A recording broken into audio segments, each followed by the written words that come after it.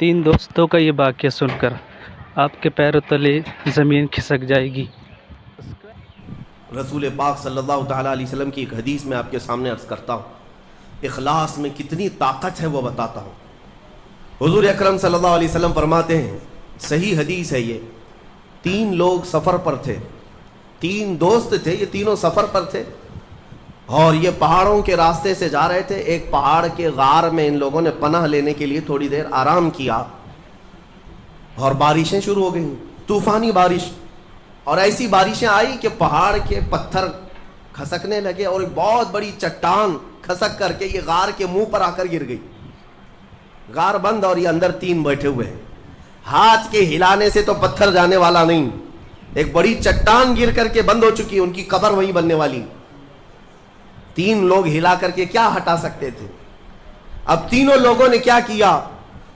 میرے آقا صلی اللہ علیہ وسلم فرماتے ہیں تینوں رونے لگے کہ اب ہماری موت یہیں پر ہونے والی ہے، ختم ہے، لیکن اس سے پہلے چلو اللہ کی بارگاہ میں اپنی زندگی کی کوئی ایسی چیز ہو جو تم نے خالص اس کے لیے کیا تھا، اس نیکی کو وسیلہ بنا کر کے دعا کرتے ہیں، دیکھتے ہیں پتھر ہٹتا ہے کیا۔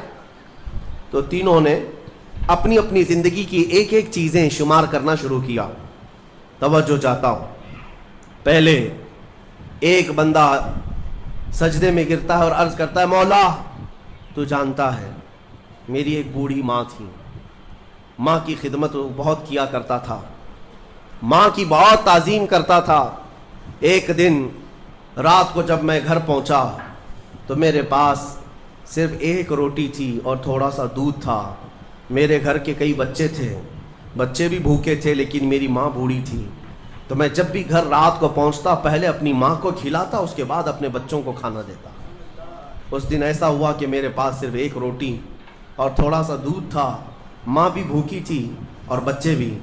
بچے آ کر لپٹ گئے، کہنے لگے کہ ہمارے لیے کھانا، بھوک کی شدت ہے۔ میں نے بچوں کو تھوڑی دیر کے لیے بٹھایا گھر کے باہر اور اس روٹی کو چور کر دودھ میں اپنی بوڑھی ماں کو کھلایا۔ میری بوڑھی ماں جو بھوکی تھی وہ پوری روٹی کھا گئی اور پورا شکم سیر ہو کر وہ دعا کرتے ہوئے سو گئی۔ اس رات کو میں بھی بھوکا رہا، میرے بچے بھی بھوکے رہے، ہمارے گھر میں اس کے علاوہ کوئی کھانا نہیں تھا۔ اے رب ذوالجلال، میں نے اپنی ماں کے ساتھ یہ جو حسن سلوک کیا خالص تجھے راضی کرنے کے لیے، خالص تجھے راضی کرنے کے لیے۔ مولا اگر یہ میری نیکی تجھے پسند ہے تو یہ چٹان کو ہٹا دے۔ وہ دعا کر رہا تھا، چٹان تھوڑی کھسک گئی، اپنے آپ کھسک گئی، لیکن اتنی نہیں کہ وہ نکل سکیں۔ دوسرا جو ساتھی تھا وہ سجدے میں گرا اور وہ دعا کرنے لگا۔ یہ پوری حدیث پاک موجود ہے جس کو میرے آقا نے بیان کیا۔ میرے عزیز و زندگی میں کوئی ایسی چیز ہو جو اللہ کے لیے کیا ہو، پھر دیکھنا زندگی کی مصیبتیں آئیں، اسی نیکی کو تم اللہ کی بارگاہ میں رکھ سکتے ہو۔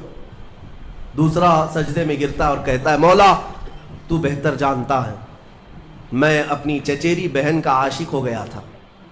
اس کی چچیری بہن تھی، چاچا کی بیٹی، عاشق ہو گیا اور ہم دونوں میں معاشقہ چلنے لگا، ایک دوسرے سے محبت کرنے لگے۔ ایک دن ایسا آیا کہ ہمارے گھر والے اور اس کے گھر والے سب باہر چلے گئے، ہم دونوں تنہا رہ گئے اور ہم دونوں ایک کمرے کے اندر آئے۔ ہم دونوں نے گناہ کرنے کا ارادہ کر لیا۔ شادی تو نہیں ہوئی تھی، نکاح بھی نہیں ہوا تھا، دونوں کھڑے ہوئے، گناہ کرنے کا ارادہ ہی تھا کہ ہم دونوں کو اچانک خیال آیا میرا رب دیکھ رہا۔ ہم کپڑے اتارے اس کے سامنے جو ہمارے دلوں کے حالات بھی جانتا ہے، تو وہ میری چچیری بہن وہ بھی رونے لگی، میں بھی رونے لگا اور ہم ایک دوسرے کو ہاتھ نہیں لگائے۔ مولا اس زنا سے اور اس بدکاری سے اگر میں بچا تھا تو میرے رشتہ داروں سے ڈر کر نہیں، خالص تیری رضا کی۔